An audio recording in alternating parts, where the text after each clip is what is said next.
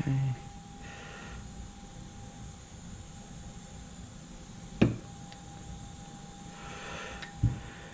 And that part is done. Now it's a matter of putting the rings on. You have your oil ring.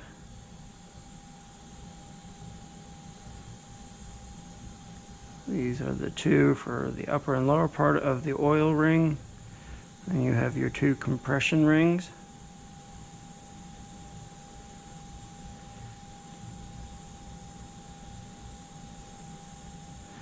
I'm just making sure that they're truly squared and not tapered.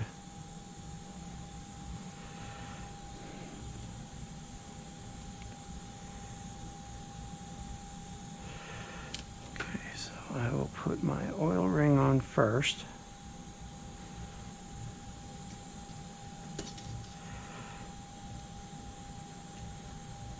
The lower ring landing goes on first. And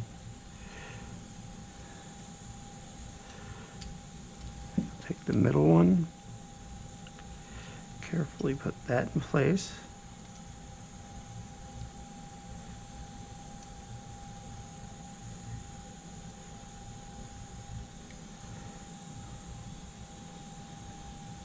Okay. And then the upper ring landing.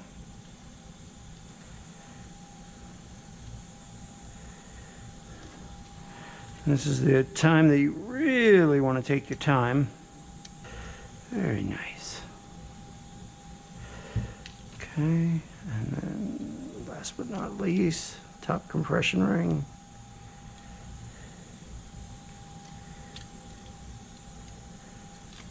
Okay.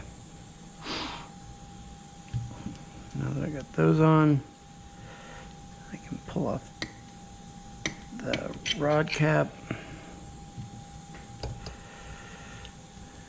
Again, these have the little spot in them for the notch. And make sure that your holes line up.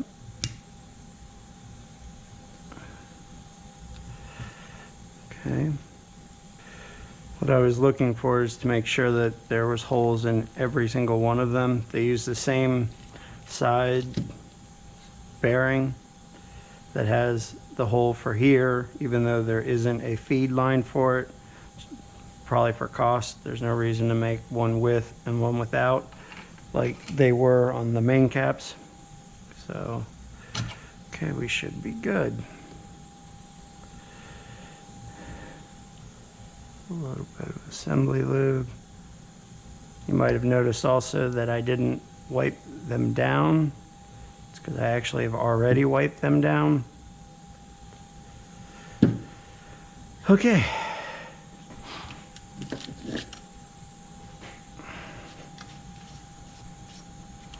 This is my piston ring compressor.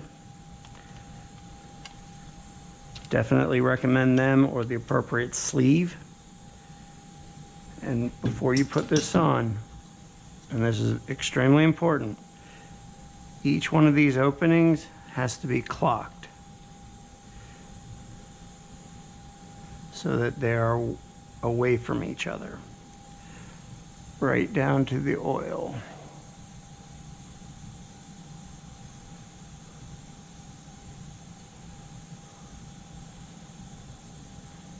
Okay, that one's there, that one's there.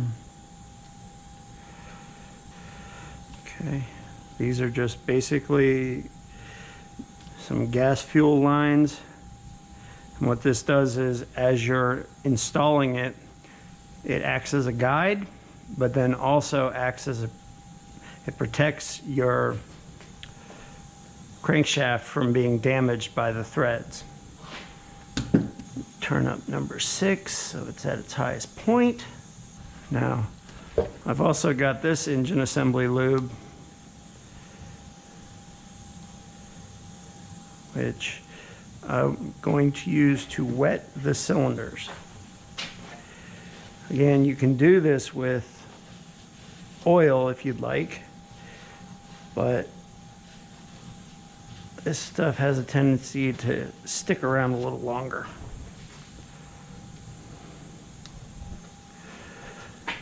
Okay.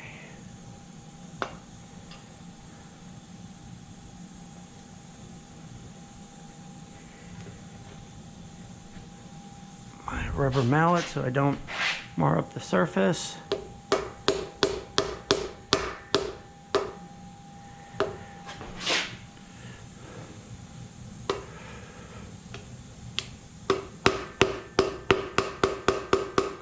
You don't want to force it. All right, I was having a problem getting it by the crankshaft journal. Turns out it was actually rubbing on the inside here. So I'm just going to modify them slightly.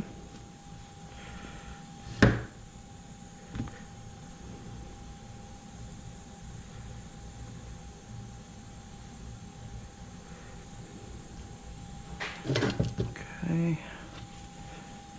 And to make sure that there's no particles on there, I will reapply. And we will attempt again.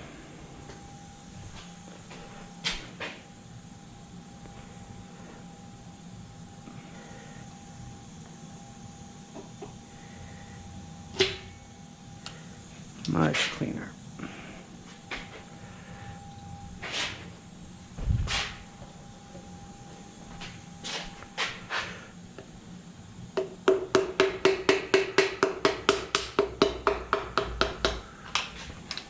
And the first one is in. Very nice.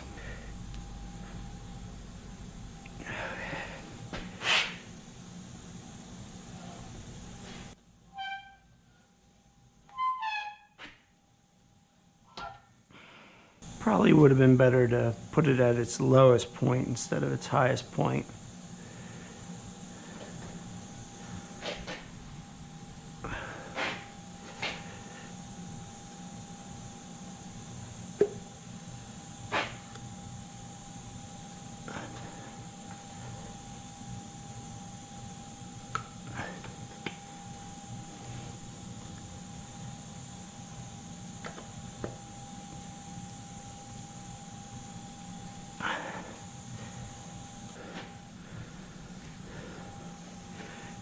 Grab your cap.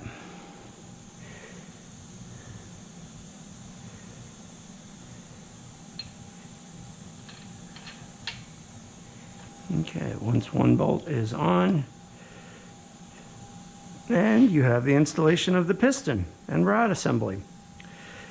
And it still moves very smoothly, so nothing's binding up. All right, I'm not gonna bore you guys with the details of putting all the rest of them in. I'm gonna move on to the next step, which is oil pump, the oil pickup tube. I've gotten all of the rods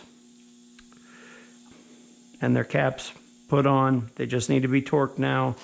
The torque specs I was able to look up are 10 to 12 foot-pounds. First step. Second step is 28 to 33 foot-pounds.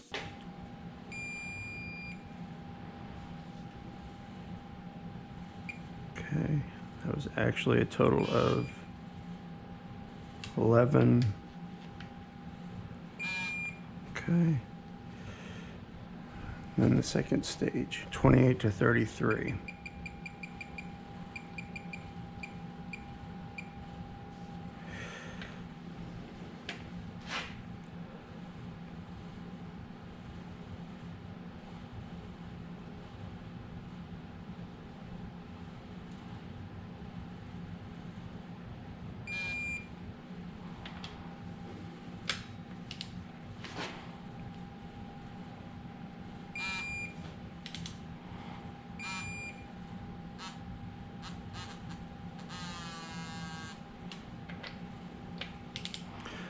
On this torque wrench, you can actually watch it as it goes up.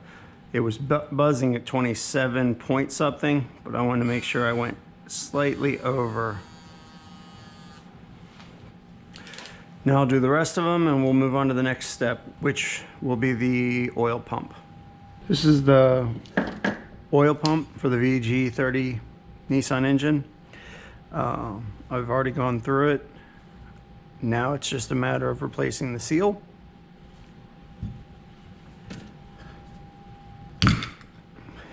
And as you can see, it is hard as a rock. So if I had tried to reuse that, it wouldn't have been soft like the new one. So I most likely would have had oil issues.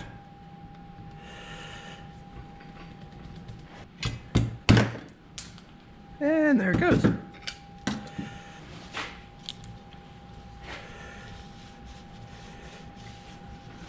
a quick wipe down with a wax and grease remover.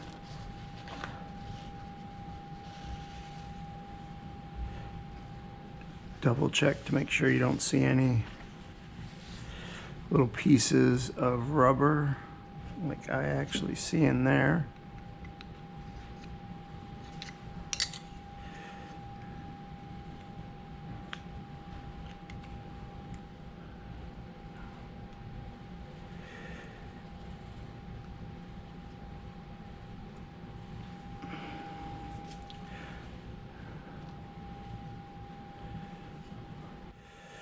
Now, when I'm actually using a socket like this, sometimes I like to get a socket that's the size out here and use it as to compress the whole piece.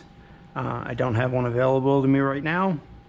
So what I use is the face here, but when I put it against, I'm actually not putting it flush. I'm just using the corner edge of it to push down on the outside edge. I'm not pushing on the inside. So if you went like this, you run the risk of popping the spring out that's behind the seal. So you just kind of push it here and wait until it makes contact with the aluminum surface here. And that's how to install one if you don't have a socket or pipe or some form of same diameter to push down on it all at once. All right, next step, get my bolts for it. I will be using, instead of the paper gasket, I will be using the gasket maker, and we'll move on to that step. All right, when I go to install a water pump and the seal's already on it, what I like to do is where the seal's gonna ride, I'll take a piece of tape. You wanna get it as close to the edge for removal as possible.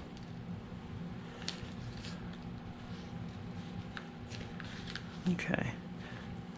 Now, when installing an oil pump with a seal already pre-installed, you run the risk of catching this lip that's back here on the edge of the crankshaft. So what I do is I take just a little piece of tape. It helps walk the seal over that edge.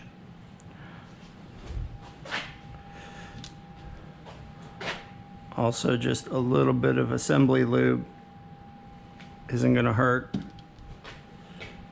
The next step would be to install the gasket. Now these do have alignment pins here and here. If you're using this kind of gasket maker instead of a regular paper or composite gasket, do not get silicone in these holes.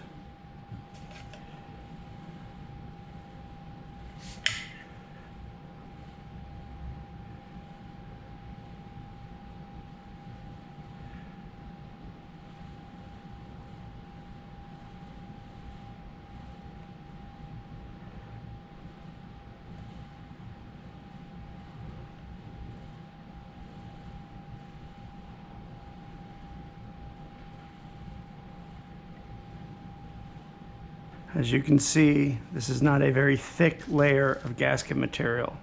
Again, this piece lays very close, and the original gasket wasn't that thick to start with. I didn't need to use a ton of material that would have squeezed out to the inside of the engine and potentially broken off any areas like that that you see that might don't be afraid to remove them.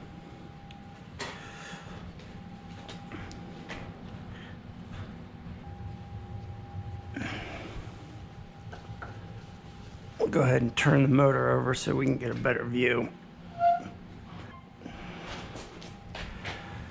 Okay, 2 different sized bolts here.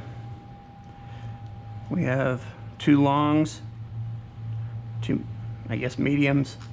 The mediums go here, the longs go over here.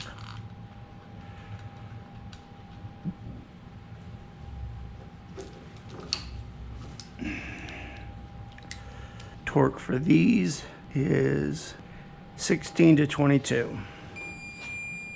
I'll have to get a 10 millimeter 3/8 drive. Okay, when torquing the oil pump, you're going to want to use inch pounds, not foot pounds. 64 inch pounds.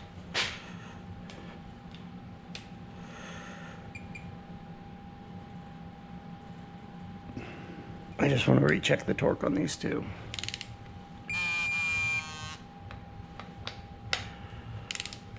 Now, the bolt here and the bolt here will go on later because they have an accessory bracket that they need first. On to the next step.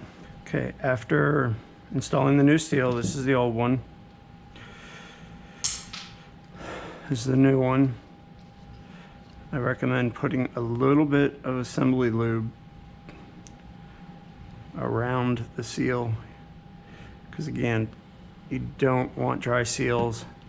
I'm not exactly sure when this is going to be going into the vehicle, so I want to make sure that it's got plenty of protection inside here from drying out. This we actually have the gasket for, which is here, but to hold it in place while I'm installing it, even though it does have 2 pins here and here, I'm just going to put a much thinner coat than on the front. And the reason why I actually will use silicone on the housing part of it, if I ever need to replace this gasket, I would much rather have to scrape this piece than to scrape the block to get the gasket off. It's just easier. Now again, the most important part of using any silicone and gasket is proper dry time. Always make sure that you have the proper time for this gasket, whatever type you're using, to appropriately dry. The tough part is when it's on a stand, a lot of that's in your way, so getting the proper torque on this I'll actually have to do later, but being that it's Newton meters, it shouldn't be too hard. Now, when trying to start a gasket like this, you want to push up on one side to get it over the lip on the other side. See if I can get my little fingers in there. Okay, tighten those down. We can move on to the pickup tube for the oil and putting the oil pan on. Now, again, I like to squeeze a little bit of this into the oil pump, even though the insides have been pre-lubed, just to make sure. The oil pan was already installed once on this before I decided to pull it apart all the way to make sure all the pistons were, which I was good because, again, the one piston had a broken ring landing in it, which is right there. So being that I've already put these on once, I need to clean them up before reinstallation. Okay. I don't like to use silicone on rubber gaskets like this. Some people do. I'm not a fan of it, but what I will do is down here in the corner here and in the corner here and also on the front ones, I will put a little dab of silicone there and one on there. Same for the front. Reason I'm wiping these down with the degreaser is just so that I have a nice clean surface for the silicone to stick to. Application, less is more. There's a little notch here that lines up with the notch on the rear housing seal cover. And there's one on the front. Next step is to put the pickup tube for the oil, which will attach here, here, and here. Unfortunately, if you notice, this still looks stained from oil, yet this area is clean and this area is clean, mainly because of the fact that I could only get it in so much into the cleaner and so much into the cleaner. The rest I hit it with carburetor cleaner on the inside to make sure that the screen was nice and clean, and a little bit of carburetor cleaner inside here. It has a built-in O-ring to it, but in a turbocharged application, I'd much rather have an extra little bit of protection. Now, as I'm doing this, to make sure that none of that goes in there, I'm actually pressing down much firmer on the inside edge so it doesn't squeeze into here.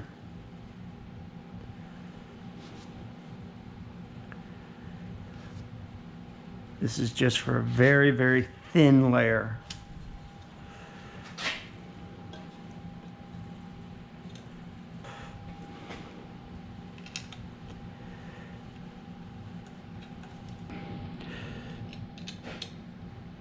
Like I said, there's a bolt here, and then two 10 millimeters, one that goes here, one that goes here. I know earlier I said it was here, but I was wrong. I'll have to look up the torque for these. Bolts at the tail of the strainer use 12 to 15 foot-pounds, and the support bolts are 4 to 6.